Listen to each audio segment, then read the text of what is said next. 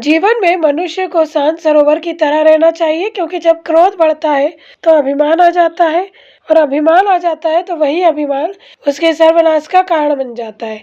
इसलिए संसार में रहकर मनुष्य को गलतियां मानकर स्वीकार करना सीखना होगी, तभी वह अपने लक्ष्य को प्राप्त कर सकेगा। लेकिन इस संसार में मनुष्य गलतियों पर गलतियां करता है, लेकिन स्वीकार नहीं करता है। जिस दिन मनुष्य गलतियां स्वीकार करना सीख जाएगा, उस दिन वह सज्जन व्यक्तियों की श्रेणी में आ जाएगा। यह रविवार को भक्तों को कथा श्रवण कराते हुए ग्राम बिसनखेड़ा के माता मंदिर पर पंडित धर्मेंद्र व्यास ने कही। उन्होंने कहा कि अब कलयुग चल रहा है, लेकिन द्वापर में भी कंस के साथ शिशुपाल ने यही गलती की थी और अभिमान में अंधा होकर भगवान कृष्ण को 100 गालियां दी और उनका अपमान किया। भगवान कृष्ण ने भी अपनी बुआ का लड़का समझ के शिशुपाल की 100 गलतियों को माफ किया, लेकिन जब एक और गलती शिशुपाल ने और की तो अपने सुदर्शन को आज्ञा देकर का सिर धड़ से अलग कर दिया।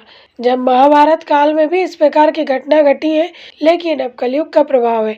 इस कलयुग में संसार से मनुष्य को सिर्फ भगवत नाम के साथ में 2 वस्तुएं लेकर जाएगा, वह है अच्छाई और बुराई।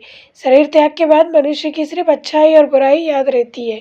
इसलिए मनुष्य को बिना धन संपदा का अभिमान किए सरल और सौम्य व्यवहार के साथ जीवन यापन करना चाहिए, क्योंकि माया मनुष्य के साथ में संसार में परमात्मा ने भेजी है, और जब परमात्मा उसे आज्ञा देंगे, माया आपका साथ छोड़ देगी। आज भागवत कथा का समापन अवसर था। उन्होंने राजा परीक्षित के मोक्ष की कथा श्रवण करते हुए कहा कि अंत में परमात्मा की कथा ही भागवत प्रेमी को मोक्ष प्रदान करती है। भागवत कथा का श्रवण करके राजा परीक्षित ने मोक्ष को प्राप्त किया।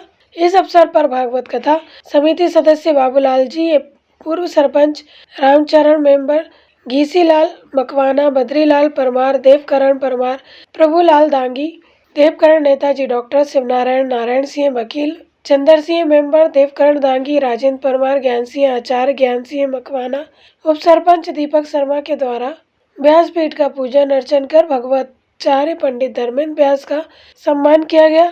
समस्त ग्राम के गणमान्य नागरिक के साथ आसपास के गांवों से सूरज सिंह दांगी, दौलत सिंह दांगी, गोपाल दांगी, भैरूलाल दांगी, डॉक्टर धर्म सिंह जामलिया भागवत कथा में सम्मिलित हुए। पोलाई कला से मुकेश शर्मा की रिपोर्ट।